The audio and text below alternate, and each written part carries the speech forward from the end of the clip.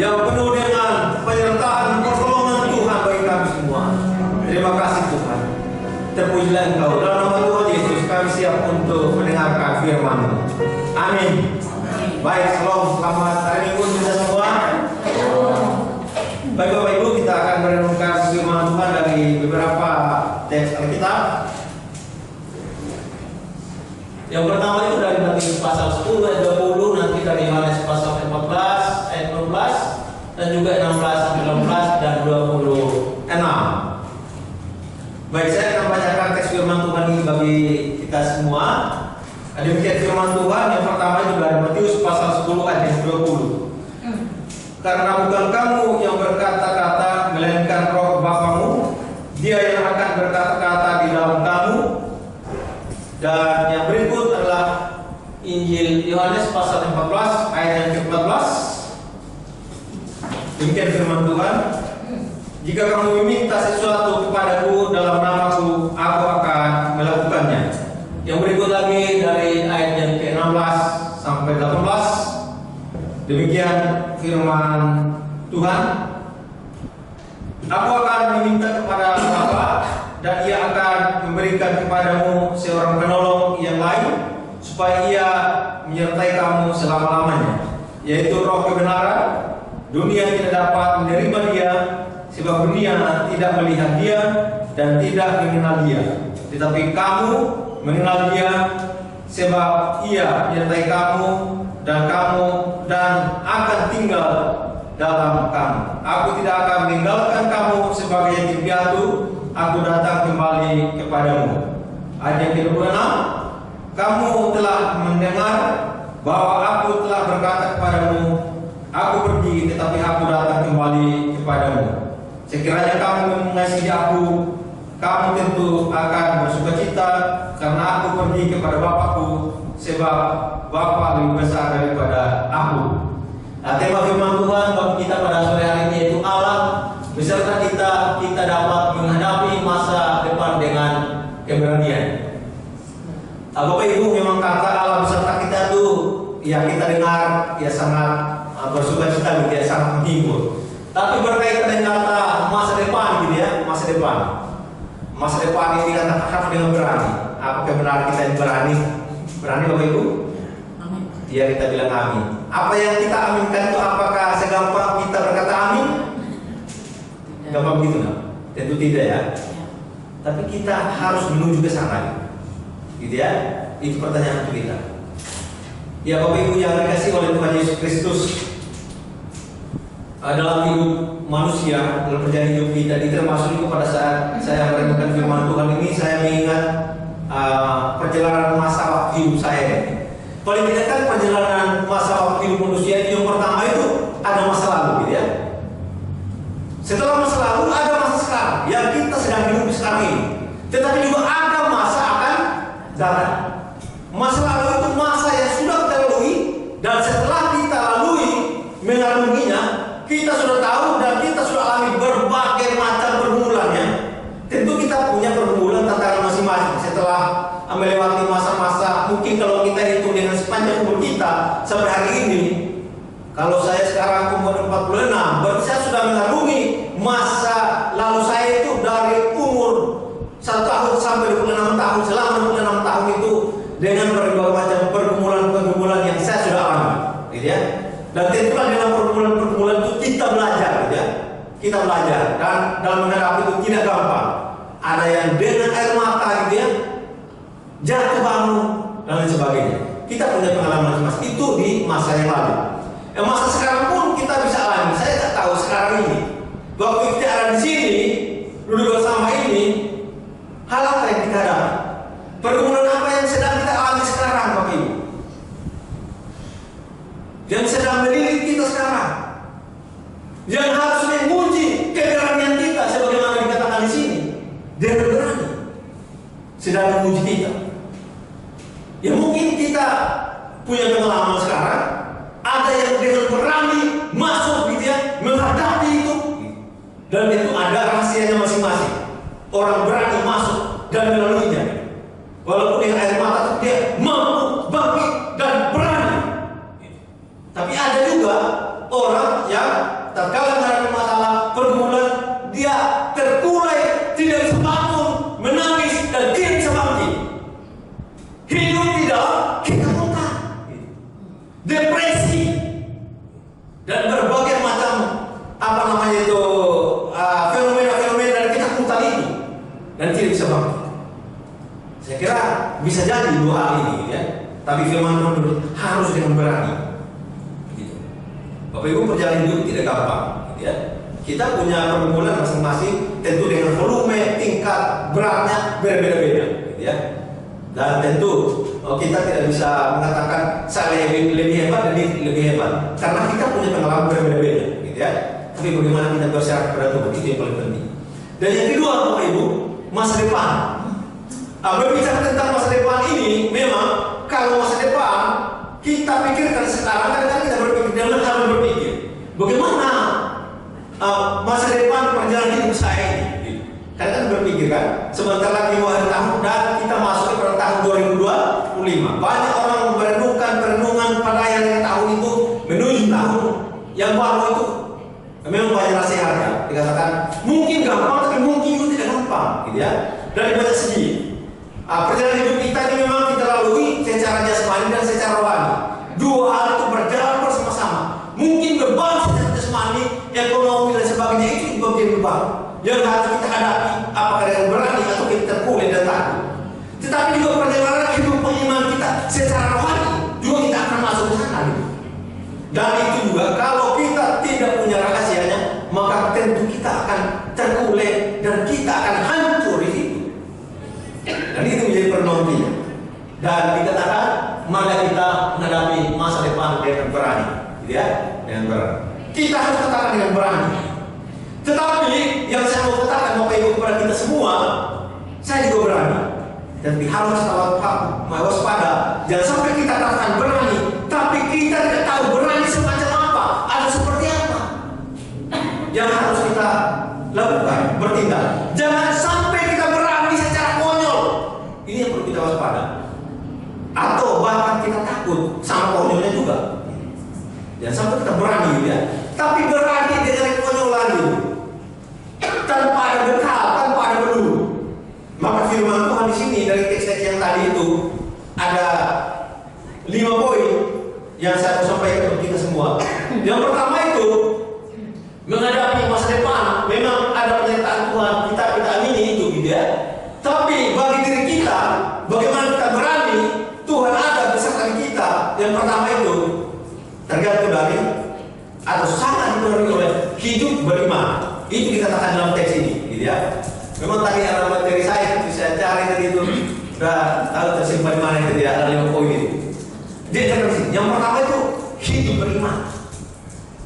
Orang yang berani masuk ke masa depan dan keberanian dia itu keberanian yang benar, gitu ya, terukur dan pasti dan pas hanya dengan beriman. Jangan berani bodoh nekat tanpa beriman. Ini juga digiring oleh masalah masa depan. Karena masuk masa depan itu tentu tidak dilepas dari masalah. Yang saya mau katakan, masalah saya katakan juga kecil, ya. Saya juga tidak katakan ringan supaya tidak menakutkan, gitu ya. Tapi pasti ada. Tapi keberanian kita kalau kita berani maju dengan iman, ini yang menjadi modal. Hanya orang yang beriman, yang punya iman, yang betul-betul berani masuk dalam masa depan dan dia mampu untuk berperang. Ini keberanian kita, keberanian dengan iman kepada Allah. Dan dalam pembahasan Alkitab, mulai dari zaman Abraham sampai kepada zaman Tuhan Yesus, iman itu selalu ditekankan. Saat orang sakit, engkau percaya, engkau beriman, selalu ditanya gitu. Dan pergumulan selalu ditanya, engkau beriman, itu yang ditanya. Dan orang beriman katakan, aku beriman, dan terjadi. Inilah keberanian yang sebenarnya. Inilah standar keberanian itu sebagai orang Kristen. Bukan berani nekat-nekat bodoh itu, ya, tapi kita beriman. Iman itu yang penting. Maka kita harus menjadi orang beriman seperti Abraham. Pada saat dia dipanggil untuk keluar, untuk kasih masuk ke masa depan, dia tidak melihat, gitu ya, tapi dia dengan oleh Tuhan, berfirman Tuhan, dia tangkap dan dia maju. Itu orang beriman. Kalau enggak, kalau bukan dia takut. Seperti apa gitu ya? Karena masih akan masa depan yang belum dia alami, masa ke depan. Tapi karena Tuhan berfirman, Tuhan datang kepada dia tangkap firman Tuhan, dia percaya kepada Tuhan. Inilah orang yang berani masuk, maju di masa depan. Dan contoh Abraham sudah mengalami itu, walaupun dia ada masa pasang surut, tetapi dia masuk sebagaimana difirmankan oleh Tuhan sampai ke tanah Kanaan. Dari keturunan dia sampai kepada Tuhan Yesus, itu kan ada garis keturunan itu yang digenapi oleh Tuhan. Tapi itu hal terjadi, digenapi, dialami oleh Abraham. Diawali atau start awalnya dia dengan iman berani, gitu. Harus dengan iman berani melangkah. Jadi orang yang punya masa depan dan yang berani masuk di masa depan beriman. Di dalam kata firman Tuhan tadi yang saya sudah jelaskan, hanya beriman, tidak ada yang baik. Iman itu apa? Percaya, bergantung kepada Tuhan dan tidak ragu bahwa Tuhan bersama-sama dengan dia. Tuhan bisa kita. Kalau nggak karena Tuhan beserta kita, kalau bukan dari iman, tatkala menemui masalah, itu hanya kata-kata penghiburan di gereja ini. Pulang bertemu masalah, katanya tidak ada arti kalau tidak ada iman. Iman itu bergantung penuh kepada Tuhan, percaya sungguh bahwa Tuhan menyertai kita itu. Dan dalam sejarah kitab sudah banyak, gitu ya, berkaitan dengan beriman. Maka kita ini harus beriman, masuk ke sana, ke masa depan. Kita yakin masa depan bersama dengan Tuhan itu dengan iman, pasti kita berani untuk masuk ke sana, menghadapi apapun. Yang kedua, harus berdoa. Dikatakan tadi minta lagi ya, suruh berdoa tadi. Yang kedua itu hanya dengan berdoa. Orang yang berani masuk ke masa depan orang yang berdoa. Berdoa bergantung penuh kepada Tuhan, berdoa. Dan dalam kerja kita sudah dibahas tentang pokok doa itu, doa apa kami itu satu terakhir ya. Yang dalam doa-doa itu pokok itu yang dibahas. Dan hanya orang berdoa yang berani untuk masuk ke sana. Berdoa bergantung penuh kepada Tuhan. Orang yang berlutut di hadapan Tuhan itu yang berani masuk masa depan. Kalau enggak, saya kira dia akan berani. Tapi kalau dia tidak beriman, tidak ada doa, saya kira itu ada nekan-nekan bodoh aja ke depan, dan dia akan terbimbul masalah. Karena tidak ada iman, tidak ada doa, masalah itu tidak gampang menghadapi kita ke depan. Kita akan berani, kalau menghadapi itu, pasti berani. Tapi kalau ada iman, ada doa, pasti berani. Itu rahasianya. Itu yang kedua, berdoa, bergantung penuh kepada Tuhan. Dan yang ketiga, dikatakan kan ada juga waspada dan sebagainya, cerdik dan tulus. Adik kata kita, itu artinya berhikmat. Pertama itu beriman, kedua itu berdoa, ketiga itu berhikmat. Berhikmat itu berkaitan dengan bagaimana berpikir secara tepat, cara berpikir secara tepat, tapi juga berani, gitu ya. Dua hal itu, berpikir tepat dan berani. Hal berhikmat ini di dalam Alkitab sangat ditekankan. Pada saat Salomo berdoa, tidak minta kekayaan, tapi minta hikmat. Ternyata Tuhan kabulkan hikmat, dan Tuhan katakan, karena kamu minta hikmat, aku berikan. Bukan minta kekayaan. Artinya lebih baik minta hikmat daripada kekayaan. Kita butuh juga uang, kita butuh yang lain, tapi yang lebih penting, lebih besar adalah hikmat. Hikmat adalah untuk mengelola hidup ini, untuk mengatur hidup ini. Tanpa hikmat, maka hidup itu tidak bisa diatur dengan baik. Hikmat itulah yang menolong kita berpikir dengan baik, berpikir dengan tepat tentang hidup ini, baik berkaitan dengan hal rohani maupun tentang hal jasmani, gitu ya. Sudah dikatakan juga dalam Alkitab, perbandingan juga dengan hikmat. Kalau orang malas itu kan belum ada apa-apa, dia katakan, oh ada singa di depan, kan ada di perbandingan dalam Alkitab, tidak maju, karena dia maju, gitu ya. Pemakannya itu ya. Orang berhikmat kan tidak berpikir cerdas gitu. Kalau orang berhikmat kan pasti dia berpikir dengan cerdas. Bagaimana mengatur masa depan? Orang yang berani masuk ke masa depan dan dia bisa hidup di masa depan, bisa bergelut dengan masalah di masa depan adalah orang berhikmat. Berpikir tepat, gitu. Berpikir dengan cerdas, bertindak dengan cerdas. Salah bertindak hancur, salah berpikir hancur. Sudah pasti. Maka harus dengan berhikmat. Dan di dalam Alkitab sudah sangat ditekankan ini. Tapi hikmat kita itu dikatakan dalam Alkitab harus hikmat yang lahir dari takut Tuhan, itu dikatakan di dalam kitab Amsal, gitu ya. Kita berhikmat, tapi karena ada juga hikmat dunia. Salomo juga mengatakannya pada Korintus, gitu ya. kamu berhikmat, tapi hikmat kamu itu dari surga, jangan dari dunia. Maka yang kita doakan dalam doa itu kita minta hikmat Tuhan. Tuhan kasih hikmat menghadapi masalah perjalanan hidup ini ke depan. Bagaimana saya bertindak, bagaimana saya berkata, bagaimana saya berusaha, bagaimana saya melayani dan sebagainya. Minta hikmat Tuhan. Hikmat itulah menghasilkan keputusan yang tepat. Maka kita perlu hikmat. Keputusan yang salah itulah yang menggiling kita sendiri, yang menghancurkan kita sendiri. Gitu. Walaupun kita akan berani. Dan yang lebih hancur lagi kalau tidak berani, tapi takut. Takut itu kan tidak bertindak apa-apa karena takut. Kata orang sih lebih bagus bertindak walaupun salah tidak berbeda daripada tidak bertindak apa-apa, kan begitu. Ya karena takut ada orang tidak bertindak. Kalau orang berhikmat kan pasti dia bertindak. Ada iman, ada doa, ada hikmat. Itulah kekuatan kita. Kita pakai untuk bertindak dalam hal apa saja. Berpikir. Ya, contohlah sudah banyak kali dikatakan termasuk dunia pendidikan juga. Orang yang bodoh tidak bisa masuk dan tidak bisa berjuang dalam perjalanan hidup ini. Jadi perjalanan hidup ini, dunia ini akan dipegang oleh orang-orang yang berhikmat, orang-orang yang pintar, apalagi pintar yang takut akan Tuhan. Memang hikmat itu dikatakan harus dilahir dari takut akan Tuhan ya. Hanya orang-orang yang begitu, udah berhikmat begitu. Kita doakan supaya kita semua begitu. Kita doakan supaya anak-anak kita tuh bangkit sebagai anak-anak yang berhikmat, punya iman, punya putar doa, punya hikmat yang luar biasa. Hikmat dari surga, dengan lahir takut akan Tuhan. Nah, memang ditekankan hikmat Tuhan lahir takut akan Tuhan. Kalau hikmat tidak takut akan Tuhan, itulah hikmat dunia. Tapi kalau hikmat yang takut akan Tuhan, maka hikmat itu dia laksanakan, dia aplikasikan dalam pikiran dia menghasilkan sesuatu pasti dengan takut akan Tuhan. Bukan hikmat untuk merusak, bukan hikmat untuk menghancurkan, tapi untuk membangun. Itulah hikmat, membangun diri sendiri, membangun yang lain. Itulah hikmat surgawi. Kalau hikmat daripada Tuhan, yang lahir dari takut akan Tuhan. Kalau hikmat yang bukan lahir dari takut akan Tuhan, sama seperti permainan politik, akan saling menjatuhkan, menghancurkan sebagainya dengan kepintaran-kepintaran trik-trik dunia. Tapi kalau orang yang berhikmat dengan takut akan Tuhan dan hikmat dari Tuhan, pasti hikmat membangun. Dan hikmat yang benar, gitu ya, hikmat yang betul masuk di masa depan adalah hikmat yang lain yang takut akan Tuhan. Hikmat untuk mengambil tindakan-tindakan, memikirkan sampai kepada tindakan-tindakan konkretnya bagaimana itu hikmat. Dilakukan oleh hikmat.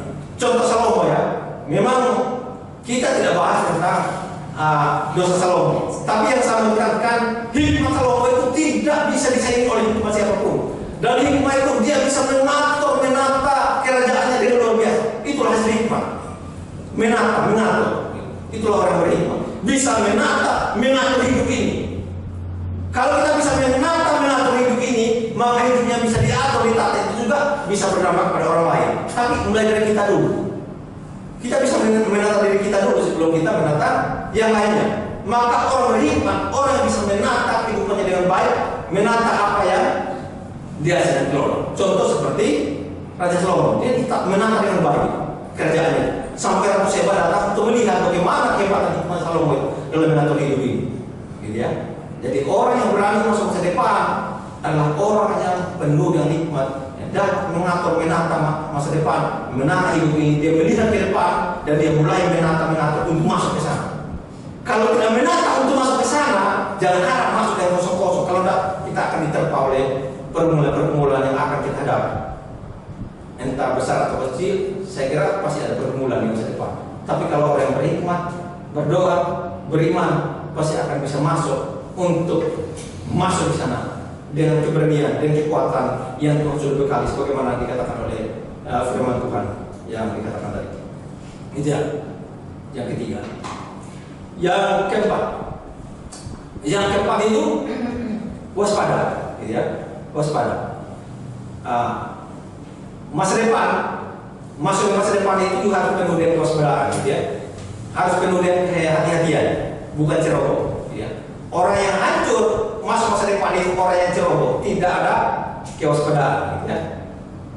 Bukan juga waspada dalam arti takut ya, tapi dia penuh perhitungan gitu.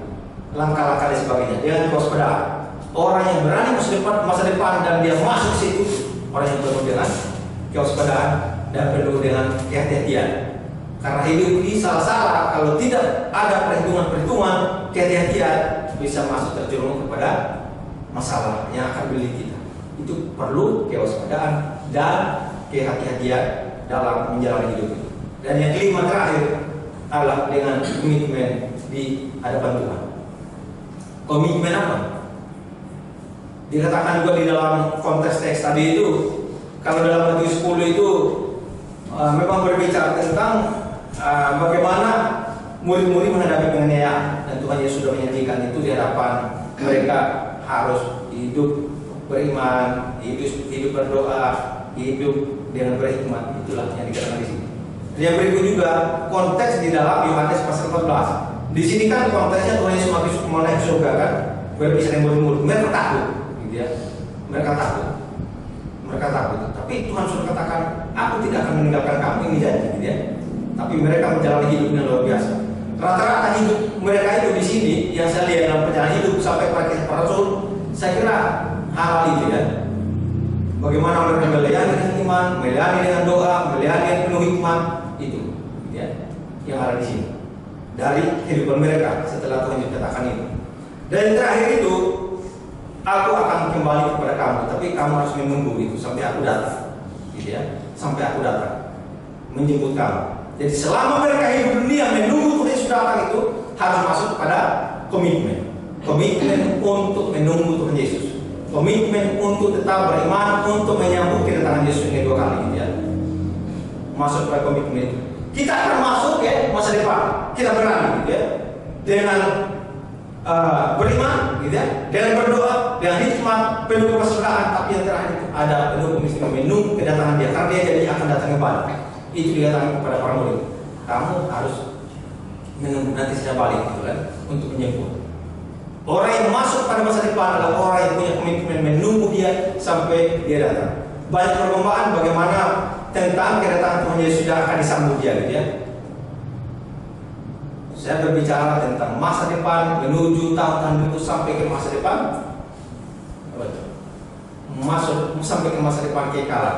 Karena di dalam Yohanes pasal 14 ini kan berbicara tentang konteks di mana Tuhan Yesus meninggalkan murid-murid dan Dia akan datang lagi untuk menyebut mereka. Jadi masa depan kita itu masuk baik perjalanan hidup waktu ini sampai ke masa depan ini. Tuhan katakan, aku akan datang kembali menjemput kamu. Tapi di teks yang lain dikatakan, apakah iman masih ada untuk menunggu Dia? Kepada beberapa gadis itu dikatakan harus bijaksana juga ya. Saya sudah katakan tidak bijaksana menunggu Dia. Tetapi juga orang yang akan masuk ke masa depan dan penuh keberanian, baik perjalanan masa depan selama kita dengan tahun-tahun yang ada sampai kepada kekekalan, hanyalah orang itu. Orang yang beriman, gitu ya, orang yang berdoa, gitu ya, orang yang berhikmat, dan orang yang waspada dan juga tetap setia untuk menunggu kedatangannya. Dan yang poin yang paling terakhir, tetap setia untuk menunggu kedatangan Dia itulah orang yang akan masuk kepada masa depan kekal. Itu yang saya mau katakan. Sehingga Tuhan katakan, aku akan datang kembali menjemput kamu. Maka kita akan sampai ke sana, ke masa depan yang penuh ceria, dan kita akan dengan berani akan bersama dengan Dia. Kita akan melewati semua tantangan permulaan hidup, dan kita juga akan masuk kepada kekal, ke surga. Dan di sana tidak ada lagi tangis dan air mata. Di sana kita akan hidup memuji Dia saja, gitu ya, memuliakan Dia saja. Tapi dalam perjalanan hidup sekarang ini Dia katakan, aku menyertai kamu, gitu ya. Maka tetaplah beriman, berdoa, berhikmat, waspada, dan setia menunggu Dia. Mari kita berdoa. Bapak di surga, terima kasih. Kami bersyukur, berterima kasih kepada-Mu ya Tuhan, untuk firman-Mu menolong kami lagi pada sore hari ini, untuk kami melihat bahwa masa depan kami terjamin dalam tangan Tuhan. Namun dalam perjalanan iman kami, dalam perjalanan hidup kami, baik perjalanan hidup secara jasmani maupun secara rohani, kami tahu bahwa penuh dengan tantangan, penuh dengan cobaan menuju masa depan. Tetapi kami pada sore hari ini akan melangkah dengan berani dengan bagaimana firman Tuhan katakan, dengan iman, dengan berhikmat, dengan doa, dengan kewaspadaan, dan setia menanti kedatangan Engkau membawa kami bersama dengan Engkau ke surga. Terima kasih Bapa, terpujilah Engkau. Berkati kami semua, Engkau tahu pergumulan kami, tapi kami tahu juga Engkau lebih besar dari pergumulan kami. Engkau mampu untuk menolong kami semua.